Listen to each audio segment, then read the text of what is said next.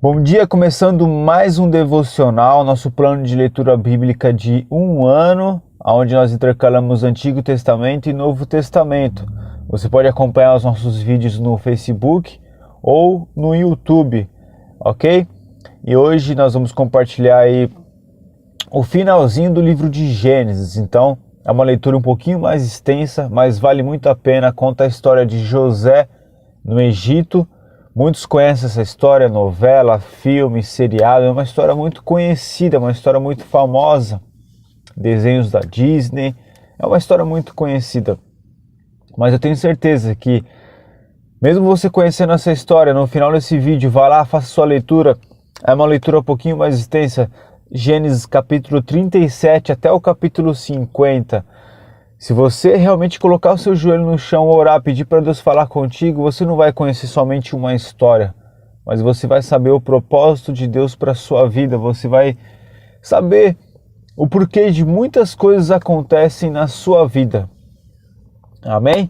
Então, capítulo 37, José ali é vendido como escravo pelos seus irmãos. José era filho de Jacó com a Raquel. Então ele era o único filho de Raquel. Então ele era um pouquinho mais mimado. Então seus meio-irmãos, que era o filho de Jacó com a Leia, depois coloca nos comentários aí se eu não me engano. Mas os seus meus irmãos ali tinham um pouquinho de inveja de José, porque José era um pouquinho mais mimado. E aí José começou a ter alguns sonhos, que eram sonhos proféticos, e ele acabou contando esses sonhos para os irmãos ficaram com mais raiva ainda, e aí José acabou sendo vendido ali como escravo pelos seus irmãos.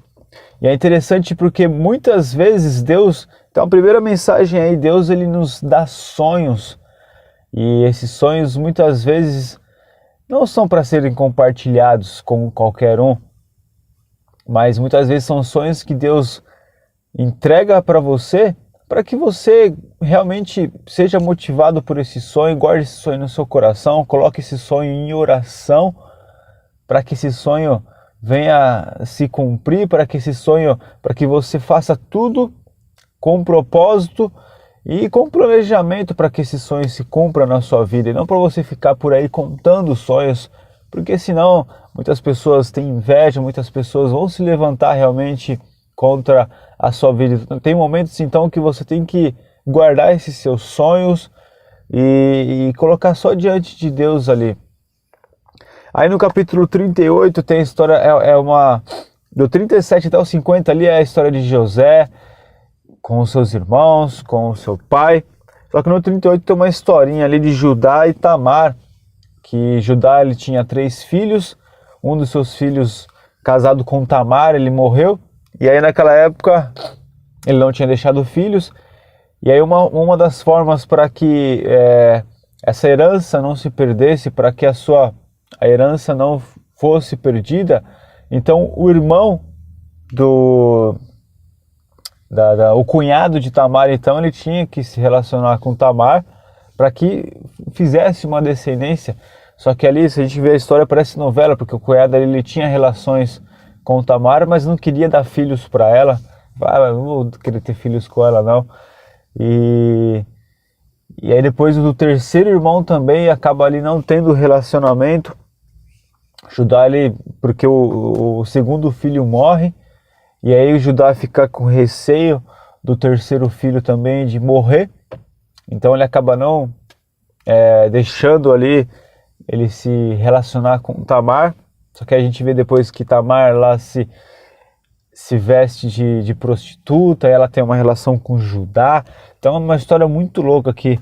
É uma história, se você gosta de novelas, aqui é mais envolvente do que novela. Capítulo 39, José na casa de Potifar. Aí no capítulo 39 ali, José então, ele é vendido como escravo, e Potifar compra José. E José ali, ele se torna um governante ali da casa de Potifar. E é interessante que no capítulo 3 do capítulo 39, o dono de José viu que o Senhor estava com ele e o abençoava em tudo que fazia. Então, independente do lugar onde você esteja, independente do trabalho que você esteja realizando, faça como se estivesse fazendo esse trabalho para Deus, porque Deus vai te abençoar e tudo que você colocar à mão vai ser abençoado, tudo que você fizer vai ser glorificando e louvando o nome de Deus. Então, independente se você falar, mas meu trabalho, eu não gosto do meu trabalho, meu trabalho é isso, meu trabalho é aquilo, independente do que você faça, faça querendo agradar a Deus, e o seu trabalho vai ser abençoado, e aqueles que estão à sua volta vai ver que o seu trabalho é um trabalho que Deus abençoa, e tudo que você faz, Deus abençoa. Então no capítulo 40, aí tem aquela historinha de sempre no seu trabalho sempre vai ter um levante. A esposa de Potifar queria ter um relacionamento com José, e José foge da esposa, e ela fica com muita raiva e acaba falando para Potifar, olha, José me atacou. Então ela levanta uma falsa acusação, aí, uma calúnia, e aí José é preso. Só que José é preso, e aí na prisão ele se torna ali um líder, porque o que mais é interessante na história de José é que aonde ele estava, ele sabia que tinha um propósito de Deus para tudo aquilo. Aonde José pisava os seus pés, independente se era numa prisão, se era numa casa rica, por exemplo, na casa de Potifar, se era na casa dele, ele não deixou com que os sonhos que Deus entregou para ele morressem. E tudo que ele fazia pensando nesse propósito e pensando em agradar a Deus. Capítulo 41, verso 15, diz assim, ouvi dizer que você é capaz de explicar sonhos. Então aqui na prisão ele tem sonhos, os copeiros que estão com ele têm sonhos, ele traz a revelação desses sonhos. E aí um dia o rei tem um sonho e chamam José para explicar esse sonho para o rei, porque falavam que José interpretava sonhos.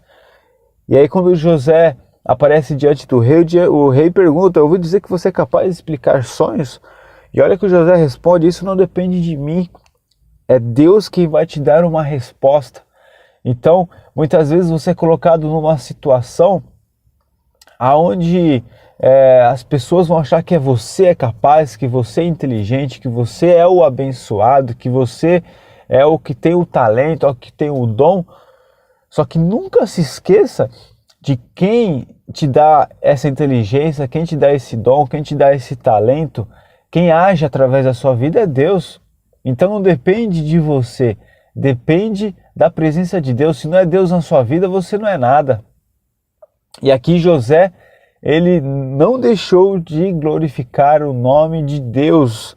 Então o rei, ele podia falar assim, sim, eu interpreto sonhos, eu sei tudo, eu sou vidente, eu faço isso, eu faço aquilo. Não, ele simplesmente disse, isso não depende de mim, isso depende de Deus, é Deus quem vai te dar uma resposta. Então José glorificando aí o nome de Deus. E aí tem lá, depois José se torna o administrador do Egito. Aí José e seus irmãos se encontram, capítulo 42, 43, até o 45, aí vai contando essa história, a família de Jacó se mudando para o Egito. E para a gente finalizar o nosso devocional, capítulo 45, verso 5, porque até então os irmãos se reencontram com José, tem toda aquela história, José finge que não, se disfarça, eles não sabem que o governador do Egito é José, e aí José se disfarça ali, tem toda aquela história, e aí José se revela aos seus irmãos, os seus irmãos ficam apavorados, pensando, agora ele vai nos matar, agora complicou, agora já era. Mas José declara assim, não fiquem tristes por terem me vendido, foi para salvar vidas que Deus me enviou na frente de vocês. Então acho que para a gente finalizar o devocional hoje, o resumo é praticamente isso. Esse é o resumo da mensagem, foi Deus que me enviou na frente de vocês, ou seja, tudo tem um propósito do que está acontecendo, independente da circunstância, independente do momento, independente da situação que está acontecendo na sua vida, existe um propósito. O que a gente precisa é identificar esse propósito, perguntar para Deus: Deus, qual é o propósito disso tudo que está acontecendo? Quais são os seus planos? Quais são o que o Senhor tem preparado para mim? Mas o que eu quero fazer é agradecer, Jesus. Agradecer por tudo que o Senhor tem feito na minha vida. Independente se eu estou vivendo um momento bom, se eu estou vivendo um momento ruim, se tem uma luta, se tem algo que está acontecendo, algo que eu não estou entendendo, mas eu sei que Romanos 8,14 também, se eu não me engano, diz assim, que todas as coisas cooperam para o bem daqueles que amam a Deus. Então, se você ama a Deus, pode ficar tranquilo que todas as coisas vão cooperar para a sua vida. Todas as coisas fazem parte de um propósito, fazem parte de um plano maior. Então vamos finalizar orando a respeito disso.